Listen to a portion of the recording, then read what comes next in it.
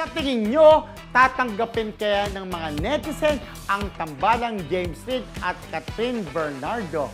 Yan, kasi di ba kahapon binalitan natin, BFF, na magkakaroon daw, di umano yung balibalita ng project together si Catherine at si James Reid. So yun nga, ang tanong ngayon, yung ba ay kung tatanggapin ba ng mga panay ang bagong tambalang Catherine at James Reid after ma-partner si Catherine kay Alden Richards. Oo, Ayan. magiging swak kaya sa panlasa correct. nila.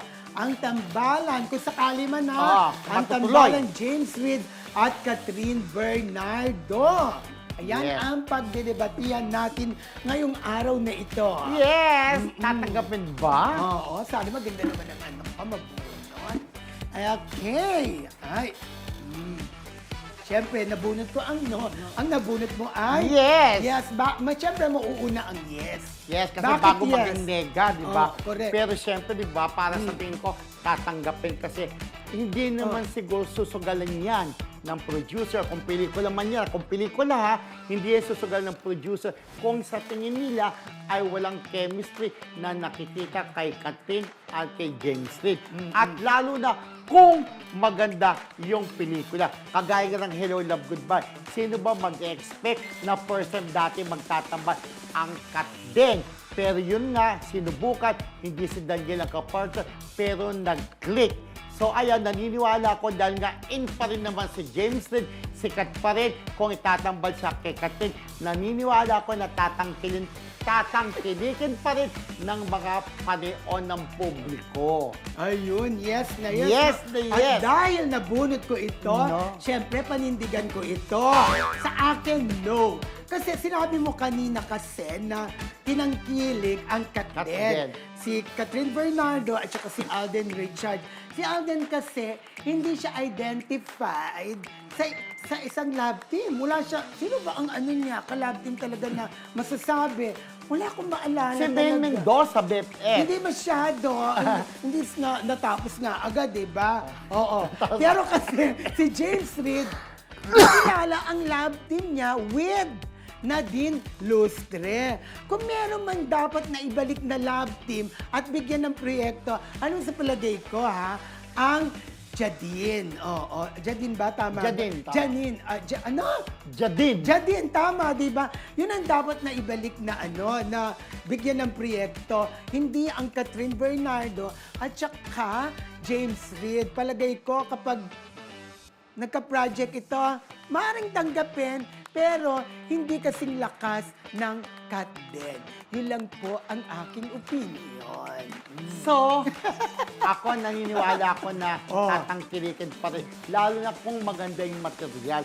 Minsan kasi, di ba, kapag ka nakita mo yung pelikula, wow, ang ganda-ganda mga eksena, yung mga dialogue, nadadala na yung mga tao. Tapos lalo kung may mga music pa, nakakailan yung mga tugtog-tugtog. So, nakakatulong yun, di ba? Okay, wala na tayo sa debate, ha?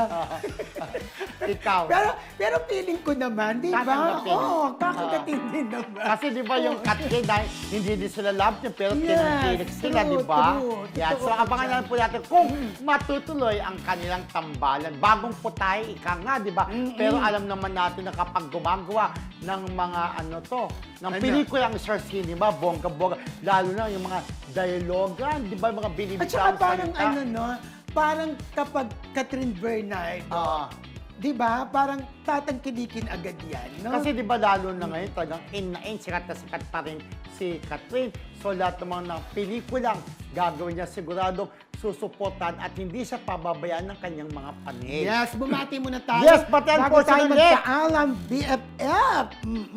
Binabati ko ang mga sumusunod. Sandali, nasaan yung listahan ko? Ayan. Alright, binabati ko si Ruth Fernando Dueñas, si Rico Dueñas, si Shamil Latrap dyan sa New York, si Madam Lu Cruz, Ethel Silvestre Santos, Joel Pamandanan, my friend, na nasa Canada, miss na kita, Lisa Castro, Marian Magniego, Edrelyn Sarmiento, At syempre si Grace Dueñas at lahat ng mga nandyan sa Barangay Hall ng Balukok, Apalit, Pampanga. Maya gatpanapon kay kayungan. Yes, and hello po kay May Plantig at shout out. Ayan yung binanggit ko kanina.